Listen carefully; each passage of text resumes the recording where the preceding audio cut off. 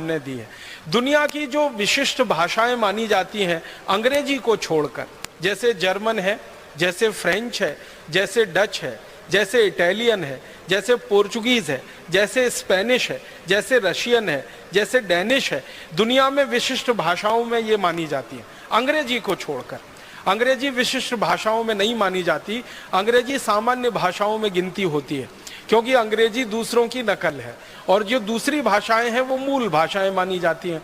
तो जो मूल भाषाएं मानी जाती हैं पूरी दुनिया में, जर्मन हो, फ्रेंच हो, डच हो, इटालियन हो, रशियन हो, फिर स्पेनिश हो, पोर्चुगीज हो, ये सभी मूल भाषाओं के मूल वैज्ञानिक जो अध्ययन करते रहते हैं वो ये कहते हैं कि हमारी सभी भाषाएं संस्कृत से निकली। जर्मनी में तो ये बात बिल्कुल गहराई तक स्वीकार की जा चुकी है कि जर्मन भाषा संस्कृत की देन है और जर्मनी के लोग अपने आप को बड़े गर्व से ये कहते हैं कि हम आर्य हैं, माने हम भारतवासियों के ही जैसे हैं, हमारे वंशज भारतवासी रहे हैं। जर्मनी की जो हवाई जहाज की सेवा है ना, उनकी सबसे बड़ी हवाई सेवा, उसका नाम है लुफ्थहान्सा।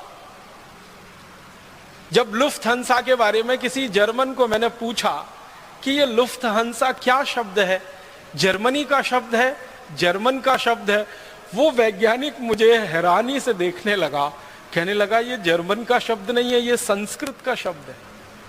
मैं पूछा क्या है, तो उसने कहा लुप्तहंस, उसमें से बना लिया लुप्तहंसा। लुप्त माने खत्म हो गए, विलीन हो गए, और हंस जानते हैं एक बहुत विशेष किस्म का पक्षी जो आज दुनिया में हमें दिखाई नहीं देता।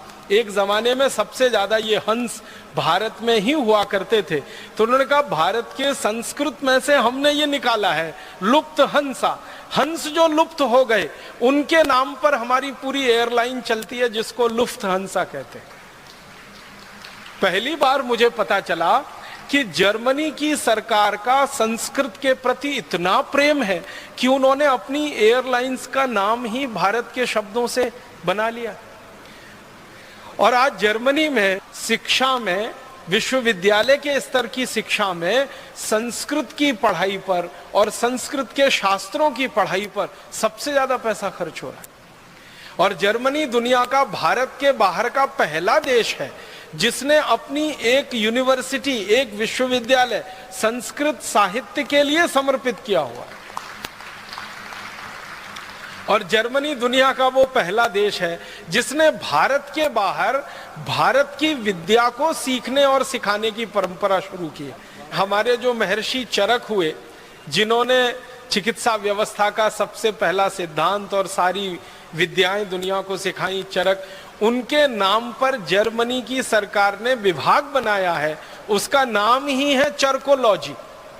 चरक ऋषि के नाम पर चरक लिया और लॉजी उसमें उन्होंने लगा दिया अंग्रेजी का, तो चरकोलॉजी विभाग उनका है, माने चिकित्सा विभाग। जर्मनी की सरकार सबसे ज्यादा भारतीय विद्याओं की जो खोज है उस पर खर्चा कर रही है। अंग्रेजी में उसको हम कहते हैं इंडोलॉजी। इंडोलॉजी का माने होता है भारतीय विद्याएं। तो भारतीय विद्याओं पर भारत के बाहर सबसे ज्यादा शोध अगर हो रही है तो जर्मनी में।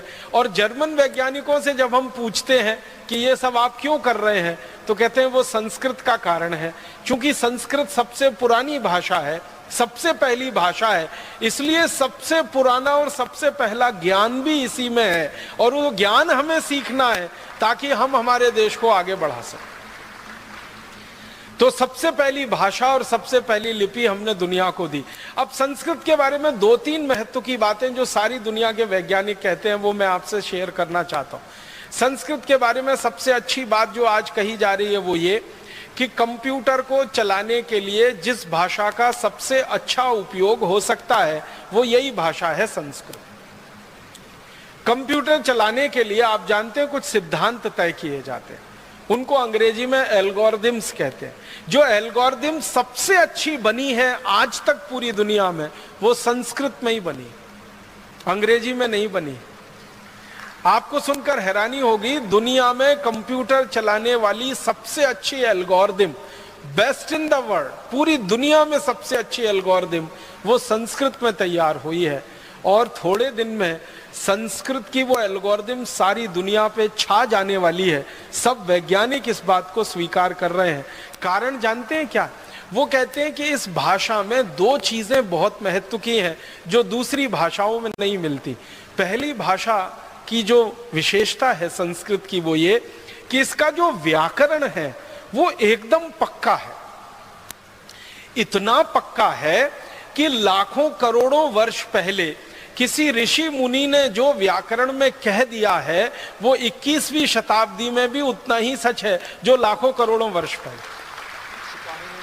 महर्षि पाणिनि के जो सूत्र हैं हजारों वर्ष पुराने हैं, और हजारों वर्ष पुराने महर्षि पाणिनि के सूत्रों में एक कॉमा एक फुल स्टॉप को भी बदलने की जरूरत आज तक किसी को नहीं लगती। ये इस भाषा की सबसे बड़ी विशेषता है। दुनिया की बाकी सभी भाषाओं में बदलाव होते हैं, समय के साथ बदलाव होते हैं और व्याकरण काफी कुछ बदलता रहता है, लेकिन संस्कृत दुनिया की अकेली और एकदम विशिष्ट भाषा है जिसका व्याकरण महर्षि पाणिनि से लेकर आज 21वीं शताब्दी तक एकदम पक्का है और शायद अगले लाखों करोड़ों वर्ष तक उतना ही पक्का रहेगा, जिसमें कोई भूल चूक होने की दूर दूर तक संभावना नहीं। ये भाषा की सबसे बड़ी विशेषता होती है। और इसलिए फ्रांसीसियों ने अपनी जो भाषा बनाई फ्रेंच, उसको संस्कृत का आधार दिया। जर्मन लोगों ने जो अपनी भाषा बनाई जर्मन, उसको संस्कृत का आधार दिया। आप कभी फ्रेंच भाषा को या जर्मन भाषा को पढ़ने की कोशिश करेंगे तो वो बिल्कुल वैसी की वैसी है जैसे संस्कृत होती। संस्कृत में धातु रूप होते हैं, शब्द रूप होते हैं, फ्रेंच में भी ऐसे ही होता है। और मैंने गिनना शुरू किया तो फ्रेंच, जर्मन, डेनिश और बहुत सारी भाषाओं की गिनती करते करते 56 ऐसी भाषाएं हैं जिनके शब्द रूप, धातु रूप लगभग संस्कृत जैसे हैं। बहुत मामूली सा अंतर है उनमें। और वो मामूली सा अंतर भी क्यों रखा गया? जब उन लोगों से बात होती है जिन्होंने इस भाषा पे काम किया, वो कहते हैं वो जानबूझ के रखा गया। मैं पूछता हूं क्यों, तो कहते हैं फिर तो पता ही नहीं चलेगा संस्कृत और हम में अंतर क्या है। तो हमने जानबूझ के कुछ अंतर छोड़ रखा है, शायद वो अंतर भी थोड़े दिन में खत्म हो सकता है। दूसरी सबसे बड़ी बात है जो सारी दुनिया के वैज्ञानिक अब स्वीकार करते हैं कि भारत की अकेली विशिष्ट भाषा संस्कृत है जिसके पास शब्दों का सबसे बड़ा भंडार। इतना बड़ा शब्द भंडार किसी भाषा में नहीं है जो संस्कृत भाषा के पास है। दुनिया की सबसे ज्यादा बोली जाने वाली भाषा जिसको हम अंग्रेजी कहते हैं या रशियन कहते हैं या जर्मन कहते हैं या फ्रेंच कहते हैं या डच, पोर्चुगीज, स्पेनिश कहते हैं, जिनको कहा जाता है या चाइनीज कहते हैं, इन सब भाषाओं से हजारों गुना ज्यादा शब्द संस्कृत में। महर्षि पाणिनि ने संस्कृत का ग्रामर जब तय किया, उस समय से लेकर और आज तक अगर संस्कृत के इस्तेमाल किए गए शब्दों की गणना की जाए कि कितने संस्कृत शब्द भाषा के स्तर पर इस्तेमाल हुए हैं और लोगों के बीच में वो आए हैं, शास्त्र के माध्यम से, साहित्य के माध्यम से, बोलचाल के माध्यम से, तो संस्कृत भाषा में अब तक जिन शब्दों का इस्तेमाल हो चुका है और भविष्य में और होगा, 102 अरब 78 करोड़ 50 लाख शब्दों का इस्तेमाल अब तक संस्कृत भाषा में हो चुका है। 102 अरब 78 करोड़ 50 लाख इतने शब्दों का इस्तेमाल महर्षि पाणिनि के समय से लेकर और अभी तक हो चुका है। और संस्कृत के विद्वान कहते हैं कि अगर आज से अगले 100-200 साल की बात हम करें और इसी तरह से संस्कृत में काम चलता रहे तो इतने ही शब्दों का और इस्तेमाल अगले 100 से 200 वर्षों में हो चुका होगा। जब संस्कृत कंप्यूटर की भाषा हो जाएगी थोड़े दिन में, क्योंकि दुनिया की सबसे अच्छी एल्गोरिदम संस्कृत में तैयार हुई है और सामान्य कंप्यूटर की भाषा में संस्कृत आने लगेगी, तो वैज्ञानिकों का कहना है कि 102 अरब 78 करोड़ 50 लाख जो शब्द अब तक इस्तेमाल हुए हैं, इतने ही शब्द और इस्तेमाल हो चुके होंगे अगले 100 से 150-200 वर्षों में। माने दुनिया में किसी भाषा में इतना बड़ा शब्द भंडार होने की दूर दूर तक क्षमता नहीं है जो संस्कृत में।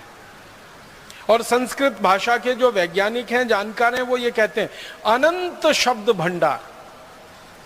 ये 102 अरब 78 करोड़ 50 लाख तो वो गिनती है जो अब तक इस्तेमाल हुए शब्द हैं। जो भविष्य में इस्तेमाल होने वाले शब्द हैं उनकी गिनती हम नहीं कर सकते हैं। इसलिए कहा जाता है कि अनंत शब्द भंडार है। दुनिया में किसी भाषा में इतना बड़ा शब्द भंडार नहीं। कोई व्यक्ति अगर लगकर ईमानदारी से 3 वर्ष करे काम, तो संस्कृत भाषा का ये पूरा व्याकरण सीख सकता है और इतना बड़ा शब्द भंडार उसके कोश में आ सकता है। हमारे परम पूज्य ऋषि महर्षि पाणिनि ने जो लिखा है अष्टाध्यायी, उसको 3 वर्ष में पढ़कर कोई व्यक्ति बड़ा पंडित हो सकता है। मैं और एक गहरी तीसरी बात कहना चाहता हूं संस्कृत के बारे में, जो दुनिया के सारे वैज्ञानिक कहते हैं, वो ये कि सबसे बड़ी बात सबसे कम शब्दों में कहने की क्षमता अगर दुनिया की किसी भाषा में है तो वो संस्कृत में।